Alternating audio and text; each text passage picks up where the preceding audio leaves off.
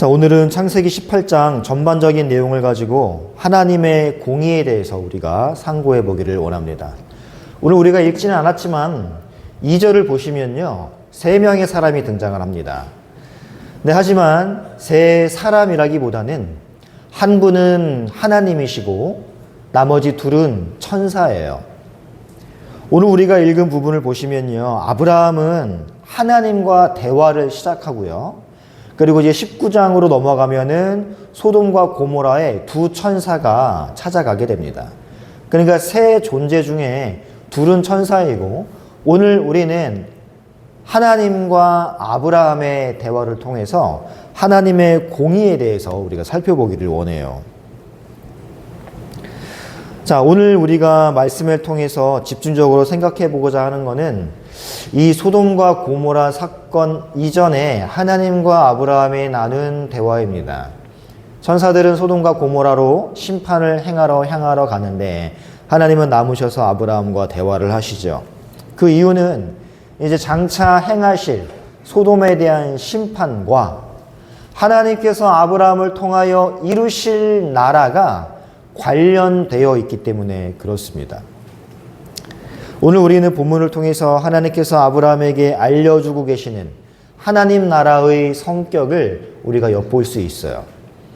하나님은 오늘 본문 17절에서 19절에 볼 때 하나님께서 아브라함을 통해서 만드실 하나님 나라의 성격을 말씀하십니다. 우리 본문 18장 17절과 18절, 19절을 한 절씩 교독합니다.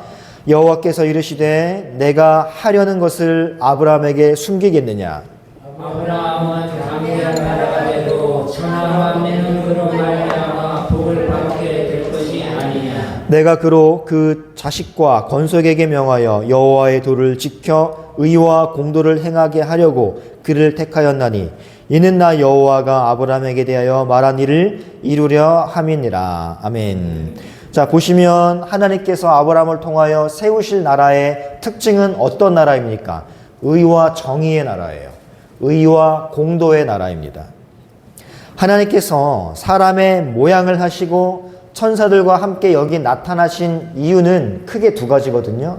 첫째는 소돔을 고모라를 멸망시키기 위해서고, 두 번째는 이 소돔과 고모라의 멸망을 아브라함에게 알리시기 위함입니다. 그렇다면 왜 하나님은 소돔과 고모라의 멸망을 아브라함에게 알리기를 원하셨을까요? 그것은 하나님께서 이 아브라함을 통하여 세우실 나라가 과연 어떠한 나라인지를 알리시기 위함인 것입니다. 그것이 소돔과 고모라의 멸망이 매우 중요한 이유였어요. 한마디로 표현하자면 하나님 나라의 특성은, 다시 말해 의와 공도의 나라는 소돔과 고모라의 정반대라는 것을 알리시고자 하는 것입니다.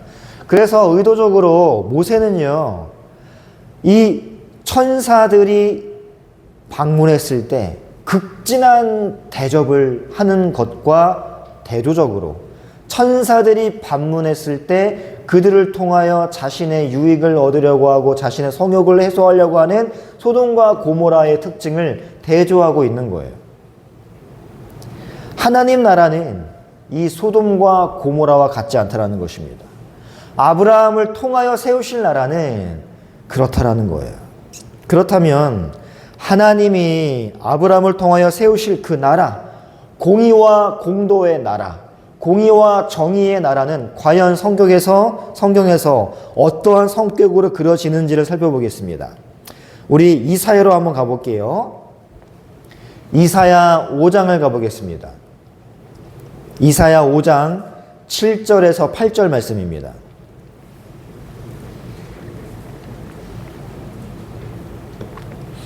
이사야 5장 7절에서 8절 말씀 한 절씩 교독하겠습니다.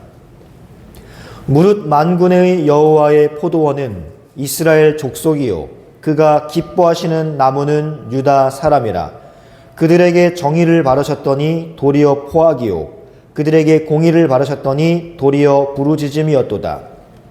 가옥에 가옥을 이으며 전토에 전토를 더하여 빈틈이 없도록 하고 이 땅 가운데에서 홀로 저하여 자는 음화에 설진다. 네, 하나님이 이스라엘 백성에게 뭘 바라셨습니까? 공의를 바라셨고 정의를 바라셨어요. 하지만 보시다시피 그들은 그러지 못했습니다. 오히려 포악한 자들이 되었어요. 여러분, 8절에서 공의와 정의를 떠난 모습이 어떠한 모습인지 구체적으로 드러납니다. 가옥에 가옥을 이어요. 전토에 전토를 더하면서 빈틈이 없도록 합니다. 그래서 이 땅 가운데에서 홀로 거주하려는 자, 이게 정의를 버린 자이며 공의를 버린 자예요. 옆에 이웃은 너무나 가난하고 굶주리고 있는데 나는, 교회인 나는 가옥에 가옥을, 전토에 전토를 더합니다. 얼마나 연속적으로 반복적으로 쌓고 축적하며 살아가는지 빈틈이 없대요. 집을 사고 또 사고 옆에 이웃이 굶주리든 어떤 어려움에 처했든 아랑곳하지 않고 나만 집이 많으면 되는 거예요. 땅을 사고 또 삽니다. 부의 축적이에요. 이웃을 생각하지 않고 그 어떠한 수단과 방법을 가리지 않고 투기를 해서라도 내 재산만 불리면 그만이다라는 생각, 이게 공의와 정의를 버린 모습입니다. 이 행실을 지금 하나님의 백성인 이스라엘이 하고 있었다라는 거예요. 아모스는 어떻게 비판하는지 보겠습니다. 아모스 5장 7절을 함께 제가 읽어드릴게요. 짧으니까. 정의를 쓴 쑥으로 바꾸며 공의를 땅에 던지는 자들이라고 묘사합니다. 정의를 쓴 쑥으로 바꿨어요. 공의를 땅에 던지는 자들이에요. 정의가 쓸모없게 되었단 말입니다. 공의 따위는 아랑곳하지 않고 그냥 내팽겨 쳐버리는 거예요. 이게 이스라엘의 모습입니다. 그런데 그들이 행한 악은 2장에 나오는데 여기는 우리가 좀 살펴볼게요. 2장 6절부터 8절을 찾아보겠습니다. 아모스 2장 6절부터 8절 말씀입니다. 자, 한 절씩 읽어보겠습니다. 아모스 2장 6절로 8절. 여호와께서 이와 같이 말씀하시되 이스라엘의 서너 가지 죄로 말미암아 내가 그 벌을 돌이키지 아니하리니 이는 그들이 은을 받고 의인을 팔며 신 한 켤레를 받고 가난한 자를 팔며 힘없는 자의 머리를 태끌 먼지 속에 발로 밟고 연약한 자의 길을 굽게 하며 아버지와 아들이 한 젊은 자에게 다녀서 내 거룩한 이름을 더럽히며 모든 제단 옆에서 점당 잡은 옷 위에 누우며 그들의 신전에서 벌금으로 얻은 포도주를 마심이니라. 여러분, 그들은 6절처럼요 은을 받고 의인을 팔고요 신 한 켤레를 받고 궁핍한 자를 팔았습니다. 7절처럼 힘없는 자의 머리띠끌 먼지 속에 발로 밟고 연약한 자의 길을 굽게 하고 아버지와 아들이 세상에 한 젊은 여인에게 단행을 했단 말입니다. 8절처럼 하나님께 제사를 드리는 제단 곁에서 전당 잡은 옷 위에 누웠습니다. 그러면서 하나님께 제사를 드리면서 가난한 자를 핍박하고 있는 모습을 이렇게 표현한 거예요. 이 모든 것이 여러분 공의와 정의가 실종된 모습입니다. 하나님이 세우실 나라는 이러한 모습이 있어서는 안 돼요. 고로 그의 백성, 그 나라의 백성 역시 이러한 모습이 있어서는 안 된다라는 것입니다. 그런데 이스라엘 백성들은 사람들에게 쉽게 악을 행하고 내 부를 축적하기 위해 이웃을 회방하고 괴롭히고 음행을 서슴지 않고 심지어 이것을 하나님께 예배하는 제단에서도 거리낌 없이 행하는 것, 이것이 소돔과 고모라의 상태입니다.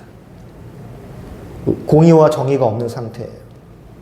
하나님 나라는 이러한 종류의 불의가 절대 허용되지 않는 나라, 그 하나님의 의만 이루어지는 나라, 그거를 아브라함을 통해 이루기를 원하셨거든요. 그래서 오늘 본문으로 다시 넘어가 보십시오. 오늘 보면 창세기 18장에 보시면 하나님의 말씀을 듣고 난 후에 아브라함이 질문하기 시작합니다. 18장 23절을 보게요. 18장 23절을 함께 읽어보겠습니다. 창세기예요. 시작. 아브라함이 이르되 주께서 우리를 악인과 함께 멸하려 하시나이까. 네. 자, 하나님의 말씀을 듣다가 아브라함은 갑자기 의문이 들었습니다. 하나님은 의인을 악인과 함께 멸하시는 분인가? 이 질문이에요. 왜 이런 질문이 생겼을까요? 하나님께서는 방금 전 아브라함에게 뭐라고 말씀하셨어요? 내가 너를 통하여 세울 나라는 공의가 넘치는 나라이고 정의가 지배하는 나라이다 라고 말씀하셨어요. 그리고 그 공의와 공도, 즉 정의가 무엇인지 우리가 이사야와 아모스를 통해서 짧게 살펴보았습니다. 하나님께서 공의롭다라는 말은 악인에게는 악에 대한 마땅한 형벌이 주어지는 게 공의이고 의인에게는 그의 마땅한 보상이 주어지는 것이 정의인데, 그런데 아브라함은 궁금한 거예요. 주변에 있는 모든 이들이 다 악인이라고 해서 그들과 함께 살고 있는 이유만으로 의인까지 벌받는 게 이게 과연 공의로운 것일까? 라는 질문이죠. 아브라함은 무엇 때문에 이런 질문한 걸까요? 바로 지금 소돔에 살고 있는 사랑하는 조카, 사랑하는 이웃 롯 때문입니다. 베드로는요, 롯에 대해서 무법한 자의 음란한 행실 때문에 고통당하는 의로운 자라고 묘사했습니다. 롯이 소돔과 고모라에 거하면서 날마다 그들의 불법한 행실 때문에 마음이 상했다라고 기록을 합니다. 결국 아브라함의 질문은 이거예요. 롯은 의인인데 하나님은 지금 소돔과 고모라가 죄악 때문에 심판하시겠다고 하는데, 그렇다면 그들과 함께 살고 있는 롯은 단지 죄악된 도시에 있다라는 이유만으로 그 심판을 받아야 하는가? 그게 과연 합당한가? 그게 과연 하나님의 공의에 맞는 일인가? 이 질문을 하는 거예요. 그러면서 18장 25절에서 이렇게 하나님께 감히 항변합니다. 함께 읽습니다. 시작. 주께서 이같이 하사 의인을 악인과 함께 죽이심은 부당하오며 의인과 악인을 함께 하심도 부당하니이다. 세상을 심판하시는 이가 정의를 행하실 것이 아니니까. 자, 여러분, 지금 아브라함이 하나님이 소돔과 고모라를 멸망하면서 의인 롯까지 죽이는 건 부당하다, 즉 공의에 맞지 않다라는 것을 항변하고 있는 거예요. 그래서 아브라함이 하나님께 공의를 행하십시오라고 요청하고 있습니다.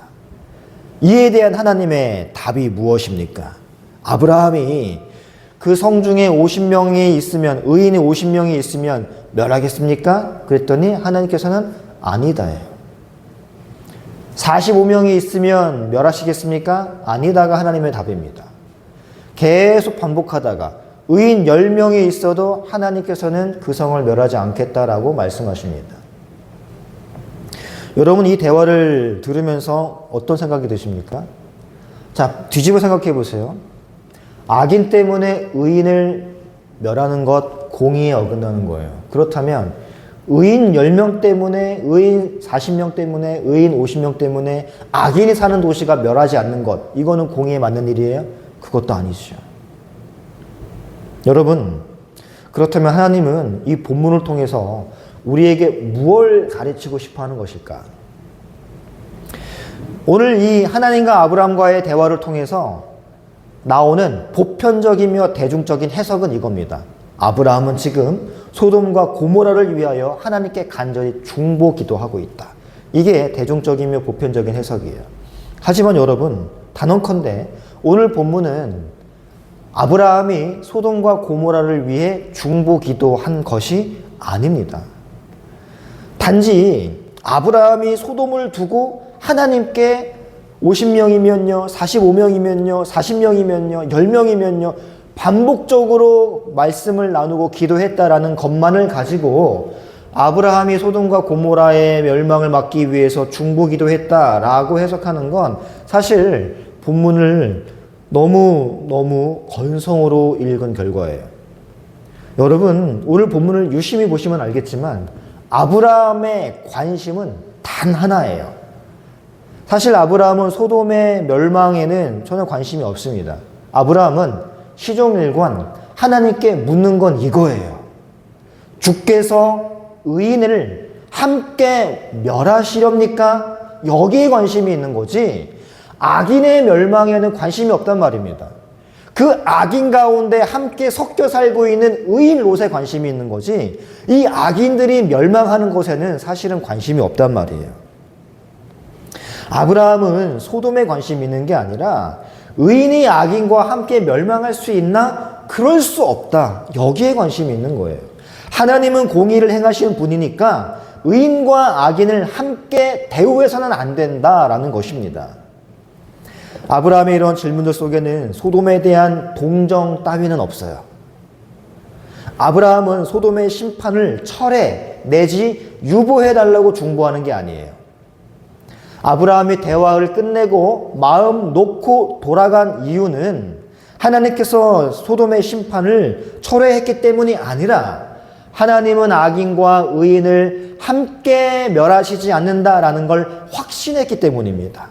롯의 안위를 확신했기 때문에 마음을 놓고 돌아간 거지 소돔과 고모라가 멸망하지 않으니까 안심한 것이 아니에요.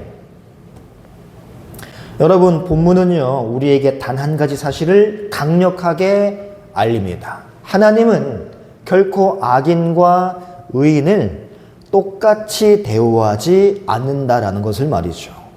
실제로 하나님은 소돔 전체에서 의인이 롯 한 사람뿐이었는데도 불구하고 그조차 멸망해서 구하셨습니다. 하나님은 참으로 의인을 악인 때문에 멸하시지 않는 분이라는 것이죠. 하지만 여러분, 우리는 여기서 한 걸음 더 나아가야 돼요.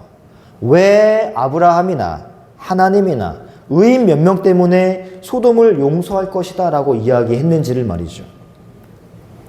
창세기 18장의 하나님과 아브라함의 대화에는 바로 이 점이 중요한 문제로 들어 있습니다.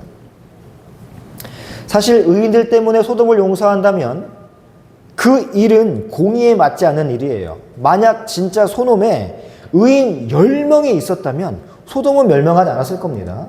하지만 의인은 단 한 사람, 롯뿐이었어요. 그래서 멸망당한 거예요. 그러면 이 의인 10명 때문에 나머지 악인이 다 멸망하지 않는다면 이것이야말로 공의에 어긋난 일이 아니겠습니까?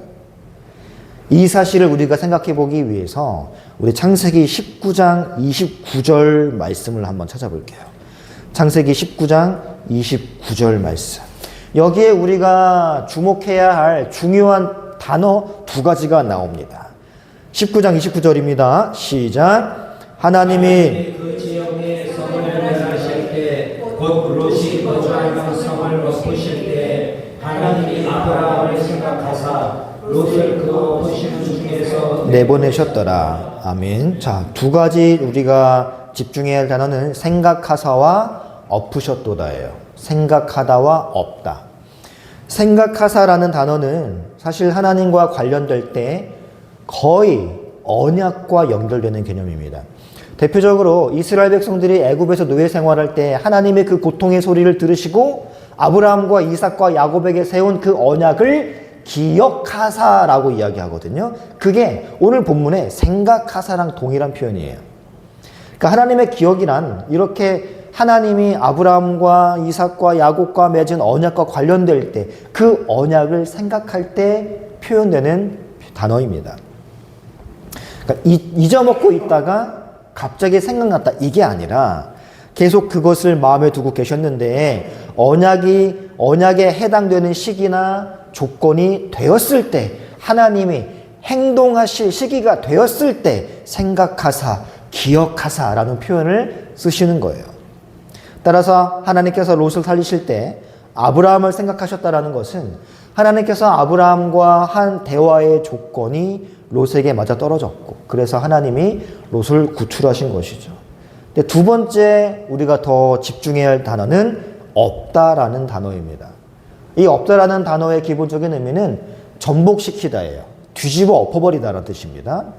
이 같은 방식의 다른 표현이 호세아 11장에 나타났는데 우리가 이 호세아 11장에서 은혜를 받기를 원합니다. 자, 호세아 11장 8절로 9절입니다. 호세아 11장 8절로 9절 한 절씩 교독하겠습니다. 호세아 11장 8절과 9절입니다. 에브라임이여 내가 어찌 너를 놓겠느냐, 이스라엘이여 내가 어찌 너를 버리겠느냐, 내가 어찌 너를 아드마같이 놓겠느냐, 어찌 너를 스보임같이 두겠느냐, 내 마음이 내 속에서 돌이키어 나의 국률이 온전히 불붙듯 하도다. 내가 나의 맹렬한 진노를 맡기지 아니하며 내가 자신은 에브라임을 멸하지 아니하리니 이는 내가 하나님이여 사람의 아님이라. 내 가운데 있는 거룩한 이니 진노함으로 내게 임하지 아니하리라. 여러분 8절 말씀에서 눈으로 좀 밑줄을 쳤으면 좋겠습니다. 8절 말씀 끝에 내 마음이 내 속에서 돌이키어라는 단어를 좀 기억했으면 좋겠어요. 돌이키어. 자, 여러분 우리는 오늘 앞부분에서 하나님의 공의에 대해 들었거든요. 성경에서 공의와 정의가 함께 나오는 이사야서 또 아모스 본문을 통해서 하나님 나라의 성격이 어떠한 것인지 우리가 살폈습니다. 하나님 나라는 공의와 정의의 나라였어요. 그리고 매우 중요한 한 가지 사실을 우리가 좀 더 기억해야 돼요. 오늘 본문에서 멸망당한 소돔을 제외하고 성경에 소돔이라고 지칭하는 건 다 이스라엘 백성입니다. 너 소돔이여 라고 책망하는 부분은 다 이스라엘 백성이에요.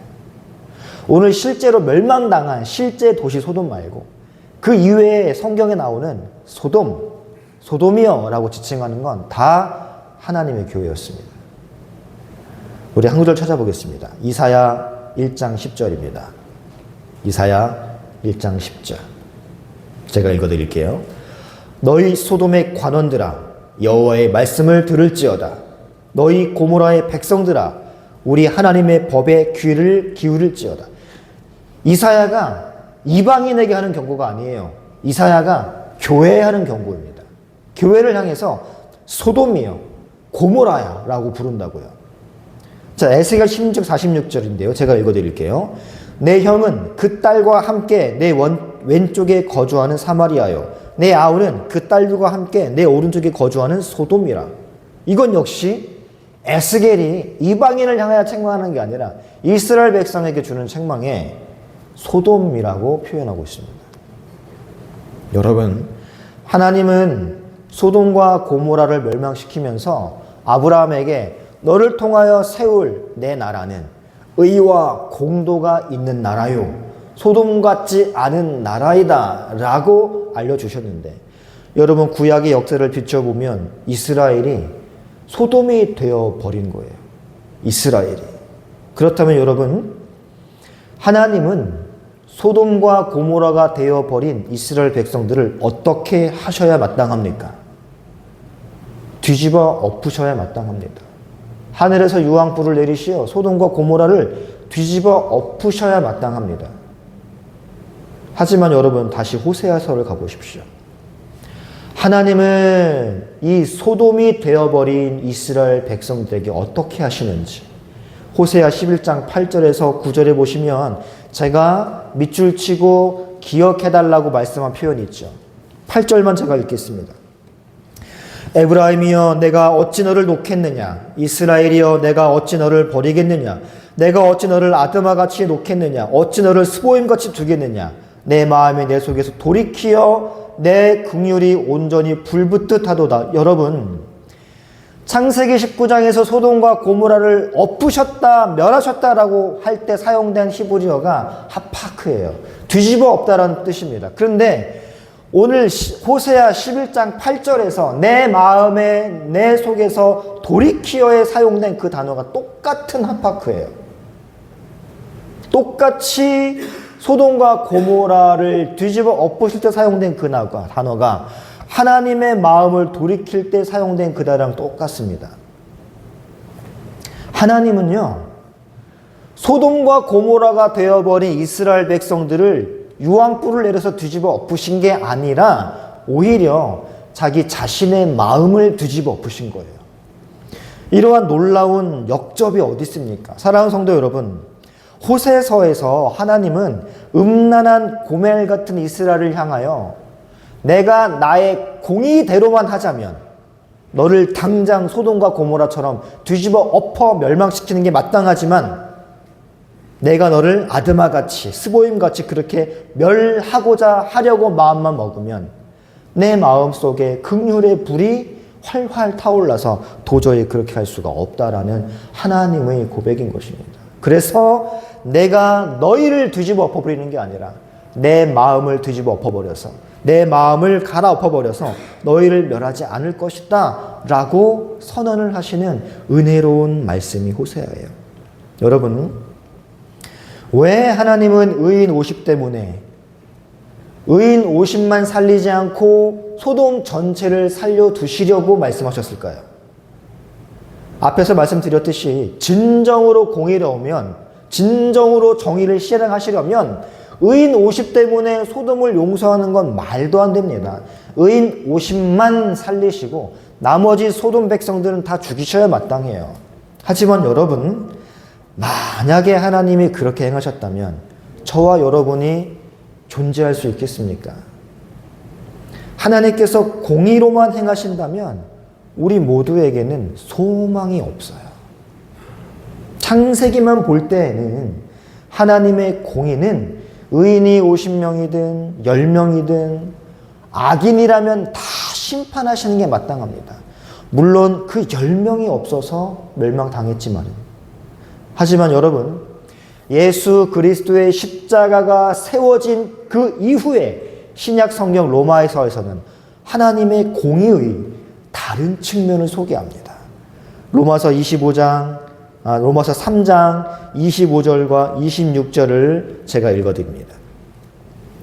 이 예수를 하나님이 그의 피로써 믿음으로 말미암는 화목제물로 세우셨으니 이는 하나님께서 길이 참으시는 중에 전에 지은 죄를 간과하심으로 자기의 의로우심을 나타내려 하심이니 곧 이때에 자기의 의로우심을 나타내사 자기도 의로우시며 또한 예수 믿는 자를 의롭다 하려 하심이라. 아멘. 여러분, 구약의 하나님의 공의는 죄를 용서하실 수 있는 공의가 아니었습니다. 하지만 예수 그리스도의 십자가가 이 땅에 세워진 이후에 하나님의 공의의 다른 측면이 우리에게 드러납니다. 그것은 전에 지은 죄를 간과해 주실 수 있는 공의라는 거예요. 하지만 여러분, 하나님의 공의는 거기에서 끝이 아니에요. 하나님의 공의는 물론 악인을 그 악에 보응하여 심판하셔야 마땅하지만 죄에 대한 벌을 아들 예수님께 전가시키시고 그분의 희생을 바라보며 우리의 죄는 간과해 주시는 거예요. 그리고 또한 간과하실 수밖에 없어요. 예수 그리스도의 그 보혈의 피가 우리의 심판을 목록을 담고 있는 그 책에 뿌려지기 때문에. 사랑하는 성도 여러분, 하나님의 백성이 아닌 소돔과 고모라는 자비 없는 심판을 내리시고 소돔과 고모라와 같이 변질된 하나님의 백성에게는 자비 없는 심판이 아닌 긍휼을 베풀어 주시는 하나님이 우리의 아버지이시기에 우리가 소망이 있는 거예요. 교회를 향한 하나님의 공의는 죄악을 징벌하는 데에만 있지 않습니다. 세상을 향한 하나님의 공의는 그들의 죄악을 홀이도 갚지 못할 경우에 다 갚을 때까지 그 영원한 지옥 심판벌에 가두시는 것이 하나님의 정의이지만 교회를 향한 하나님의 정의는 죄악을 징벌하는 데에만 있는 것이 아니라 그 죄를 그리스도로 말미암아 극복하게 하시고 참된 생명을 주시는 데에 그 하나님의 정의가 향해 있다는 것입니다. 여러분, 이 하나님의 의를 온전히 깨달으시고 우리에게 베풀어 주시는 약간 차별적인 그 하나님의 공의, 하나님의 공의의 그 다른 면에 큰 은총과 감격과 찬송이 흘러나오는 한 주가 되시기를 말씀으로 축복합니다. 우리 함께 찬양하고 기도하겠습니다. 하나님이 세상을 사랑하사, 함께 찬양하겠습니다.